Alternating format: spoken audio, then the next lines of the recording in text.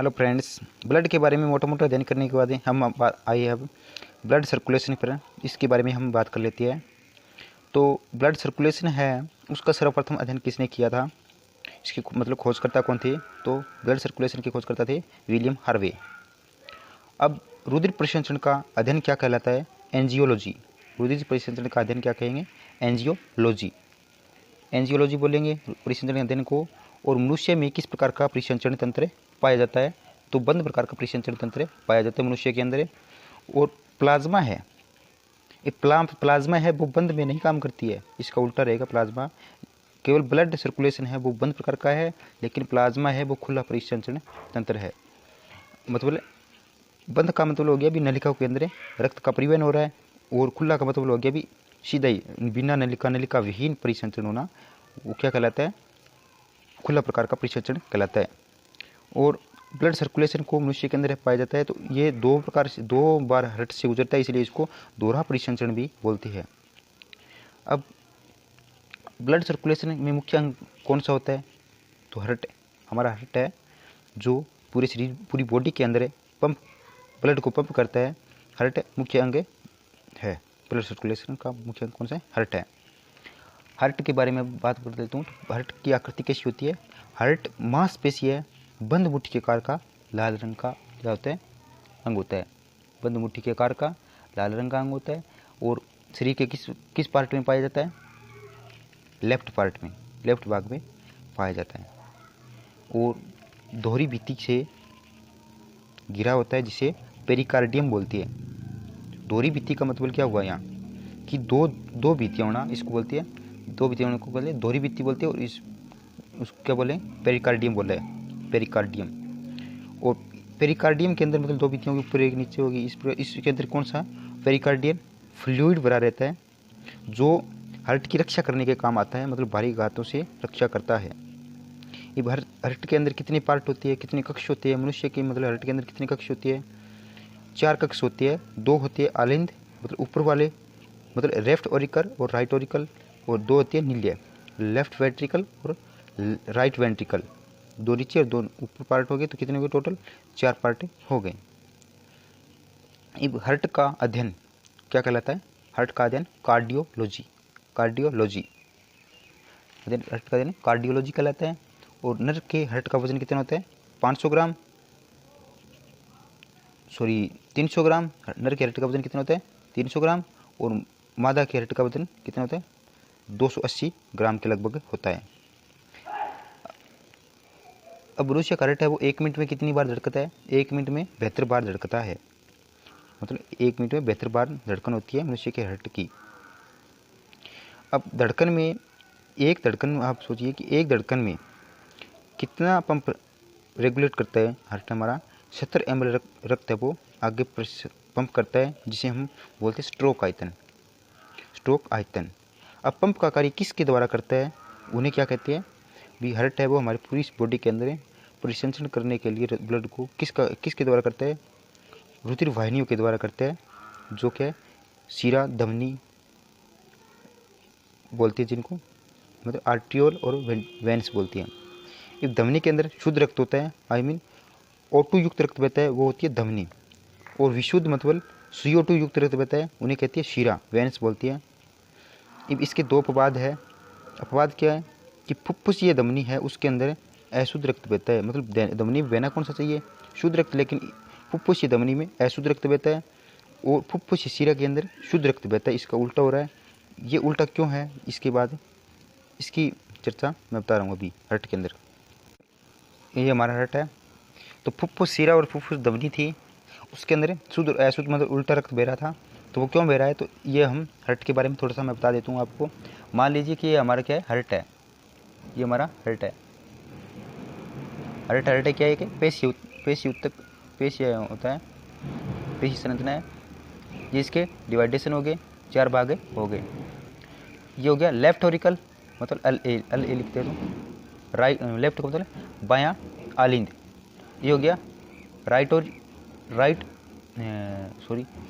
Left ventricle. और ये कौन सा हो गया? Right auricle. और ये हो गया राइट वेंट्रिकल। ठीक है। अब ये मान लो हमारे शरीर के अंदर फेफड़े है, हम श्वसन क्रिया के अंदर क्या है काम में लेते हैं, तो ये हमारे फेफड़े है। कुपिकाओं के अंदर क्या है, हम जैसे ही श्वसन करते हैं तो कुपिकाओं के अंदर क्या होता है, ब्लड ऑक्सीजन आती है। ऑक्सीजन आती है, कुपिकाएँ क्या करती है, उस ऑक्सीजन को ग्रहण कर लेती है। ग्रहण करने के बाद ये जो धमनी आती है, शिरा आती है, ये ब्लड को कहाँ लेके आती है, लेफ्ट ओरिकल के अंदर, मतलब बाएं अलिंद के अंदर लेके आती है ब्लड को। और O2 युक्त रक्त है, इसलिए इसको क्या बोला है, शुद्ध रक्त लेके आती है फुफ्फुस शिरा। ठीक है, फुफ्फुस शिरा क्या करती है, ब्लड को, शुद्ध रक्त को बाएं अलिंद में लेकर आती है। अब बाएं अलिंद में लेकर आने के बाद बाएं अलिंद और नीले के मध्य द्विवल्नी कपाट पाया जाता है। द्विवल्नी का मतलब है बाइकस्पीड वाल्व बोलते हैं इसको, बाइकस्पीड वाल्व या मिट्रल वाल्व बोलते हैं इसको, मिट्रल वाल्व भी बोलते हैं इसको। द्विवल्नी कपाट पाया जाता है, उसके माध्यम से ब्लड है वो हमारा बाएं नीले के अंदर ट्रांसपोर्ट हो जाता है। बाएं नीले में आने के बाद ब्लड ऑक्सीजन युक्त, रक्त कैसा था हमारा, यहाँ भी ऑक्सीजन युक्त था, ऑक्सीजन युक्त ही पड़ा है अभी तक शुद्ध। अब ये रक्त है बाएं नीले से होता हुआ हमारी बॉडी के अंदर, पूरी बॉडी के अंदर परिसंचरित होता है, मतलब शरीर के सारे अंगों के अंदर, शरीर के सारे अंगों के अंदर परिसंचरित हो रहा है ना। जैसे ये इसको बोला है, क्या बोला है इसको, यहाँ भी एक बालक पाया जाता है, इसके माध्यम से ये ब्लड आ रहा है O2 युक्त, और इसको बोलते हैं महाधमनी। महाधमनी क्यों बोला है, क्योंकि ये बड़ी पाइप है इसलिए इसको महाधमनी बोला है। अब ये यहाँ से देखो, यहाँ से विभिन्न अंगों तक जा रही है छोटी छोटी होके, तो इनको बोलेंगे धमनियाँ। इस धमनियों के अंदर कैसा रक्त होता है, O2 युक्त होता है, मतलब शुद्ध रक्त होता है, तो इनके अंदर कैसा है, O2 युक्त बह रहा है। जैसे O2 युक्त यहाँ शुद्ध ही आया, इसको बोलते हैं महाधमनी। ओटा बोलती है इसको, ओटा, महाधमनी। अब ये रक्त गया, जैसे कहीं अमाशय में जाना है, विभिन्न अंगों के अंदर है, अमाशय में गया, किडनी के अंदर गया, अदर ऑर्गन्स है, लीवर के अंदर गया है।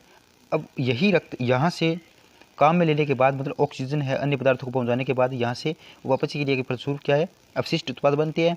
अपशिष्ट उत्पाद उनको, मतलब जैसे कार्बन डाइऑक्साइड और अन्य है, तो उनको यहाँ से कौन लेगा, अब यहाँ से शिराएँ लेगी। अब ये क्या है, शिराएँ हैं। अब यहाँ कैसा हो गया, ब्लड CO2 युक्त हो गया, मतलब यहाँ से ऑक्सीजन तो यहाँ ले ली विभिन्न अंगों ने शरीर के, अब यहाँ हो गया CO2 युक्त। अब CO2 युक्त है वो शिराओं के माध्यम से, शिराएँ ले लेगी, और शिराओं के माध्यम से ये विभिन्न अंग है, यहाँ से कहाँ चला जाएगा, महाशिरा, इसको बोलते हैं महाशिरा, क्योंकि ये छोटी थी शिराएँ थी, अब ये बड़ी होगी तो सभी जुड़ के इसको बोल गया महाशिरा। वेना केवा, इसका नाम होता है वेना केवा से होते हुए रक्त कहाँ जाएगा, रक्त जाएगा राइट ओरिकल के अंदर, मतलब दाएं अलिंद के अंदर रक्त हमारा रेगुलेट होगा, दाएं अलिंद के अंदर रेगुलेट होगा। दाएं अलिंद के अंदर जैसे ही आएगा रक्त, तो कैसा रक्त आया, यहाँ आया CO2 युक्त, मतलब अशुद्ध रक्त पहुँचा है राइट ओरिकल के अंदर। रक्त ओरिकल के अंदर कैसा पहुँचा, राइट ओरिकल के अंदर अशुद्ध रक्त पहुँचा है, मतलब CO2 युक्त रक्त पहुँचा है। अब रक्त कहाँ आएगा, राइट वेंट्रिकल, मतलब दाएं आलिंद के अंदर, दाएं नीलिया के अंदर आएगा। तो यहाँ होता है 3 वाल्व होते हैं, जिन्हें बोलते हैं ट्राइकस्पीड वाल्व। को बोलते हैं, ट्राइकस्पीड वाल्व बोलते हैं इनको, ट्राइकस्पीड वाल्व बोलते हैं, जिसके माध्यम से रक्त कहाँ आता है, राइट वेंट्रिकल के अंदर आता है, राइट वेंट्रिकल के अंदर आता है। मतलब अब एक चीज़ और क्लियर कर देता हूँ कि दोनों कोष्ठकों में क्या है, रक्त नीचे की ओर आ रहा है, बस ये याद रखनी है, नीचे की ओर आएगा। राइट वेंट्रिकल के अंदर आने के बाद रक्त कैसा था, अशुद्ध ही था, CO2 युक्त था। अब ये रक्त शुद्ध होने के लिए कहाँ जाएगा, ये रक्त वापिस कहाँ जाएगा, फेफड़ों के अंदर, तो ये वापिस फेफड़ों के अंदर ट्रांसपोर्ट कर दिया जाता है। इसे क्या बोलते हैं, महाधमनी, फुफ्फुस धमनी बोलती है इसको। पल्मोनरी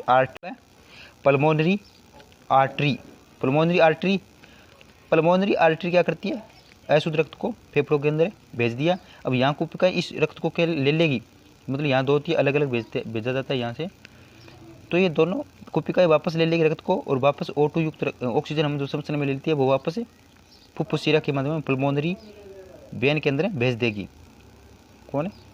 कोशिकाएं भेज देगी। इस प्रकार से हमारा सर्कुलेशन चलता रहता है। तो अब बात क्लियर करते हैं, दोहरा परिसंचरण क्यों कहते हैं इसको? क्योंकि एक तो देखो यहाँ से शुद्ध रक्त का परिसंचरण हुआ है और एक अशुद्ध का, 2 बार परिसंचरण हो गया ना, इसलिए इसको क्या बोला है? दोहरा परिसंचरण तंत्र बोला है। दोहरा परिसंचरण तंत्र बोला है। अब एक बात कहती हूँ, फुफ्फुस ध्वनि में और फुफ्फुस शिरा में शुद्ध अशुद्ध मतलब क्या चक्कर है ये? तो फुफ्फुस शिरा में होना तो चाहिए भी, अशुद्ध होना चाहिए वैसे तो, क्योंकि शिरा के अंदर तो अशुद्ध रक्त बहता है, लेकिन यहाँ शुद्ध कैसे है? तो क्योंकि इसका कारण है कि शिराएँ हैं वो चाहे फेफड़ों से रक्त लाए, हार्ट के अंदर लाने का काम कौन करेगा? ब्लड को, चाहे वो शुद्ध हो चाहे अशुद्ध हो, शिराओं का काम केवल क्या होगा? हार्ट के अंदर ब्लड को लाना। और ब्लड हार्ट से बाहर निकालने का काम किसका होगा? हार्ट से बाहर निकालने का कार्य है वो धमनी का होगा। चाहे वो शुद्ध हो रक्त चाहे अशुद्ध हो, हार्ट से बाहर निकालने का कार्य धमनी का होगा। किसको? रक्त को बाहर निकालने का कार्य। इसलिए यहाँ देखिए, हार्ट के अंदर लाने का कार्य कौन कर रहा है? चाहे रक्त के साथ शुद्ध है, लेकिन लाएगा कौन है? हार्ट के अंदर लाने का कार्य किसका होता है? शिरा का होता है। इसलिए इसको बोला है फुफ्फुस शिरा, और ये शुद्ध रक्त को ही अंदर लेके आ रही है। अब यहाँ देखिए, रक्त हार्ट से बाहर रक्त को ले जाने का कार्य किसका होता है? धमनी का होता है। इसलिए हार्ट से शुद्ध रक्त है लेकिन बाहर ले जा रही है कौन? धमनी ले जा रही है। इसको महाधमनी बोला गया, बढ़ गया, मतलब आगे धमनियाँ बढ़ गया। अब यहाँ से मतलब विभिन्न अंगों से अंदर कौन लेगा? हार्ट के अंदर शिरा। तो ये शिराएँ हैं जो हार्ट के अंदर ब्लड को ला रही है। अब बाहर कौन ले जाएगा? धमनी ले जाएगी। तो इसलिए यहाँ देखो फुफ्फुस धमनी है जो बाहर ले जा रही है, इसको बोला है फुफ्फुस धमनी।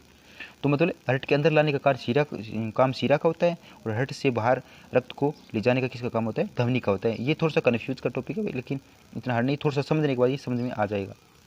इतना क्लियर हो गया। अब क्वेश्चन बताइए आप कि लेफ्ट ऑरिकल मतलब बाएं आलिंद और बाएं नीलिया के मध्य कौन सा कपाट पाया जाता है?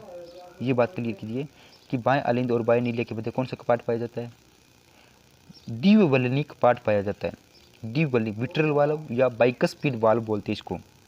और राइट ऑरिकल व राइट वेंट्रिकल के अंदर कौन सा कपाट पाया जाता है? त्रिवल्ली वाल्व, त्रिवल्ली कपाट, त्रिवल्ली को कहते हैं ट्राइकस्पीड वाल्व बोलते हैं इसको। ट्राइकस्पीड वाल्व पाया जाता है। बंद मुट्ठी के आकार की संरचना होती है हार्ट की, और मांसपेशी है, मांसलीय संरचना है, कार्डियोलॉजी इसके अध्ययन को कहती है। वैसे मोटा मोटा बात समझने की है, ये जीएस का टॉपिक है, इतना हार्ड टॉपिक नहीं है। धन्यवाद, धन्यवाद, thank you for watch. Subscribe कीजिए।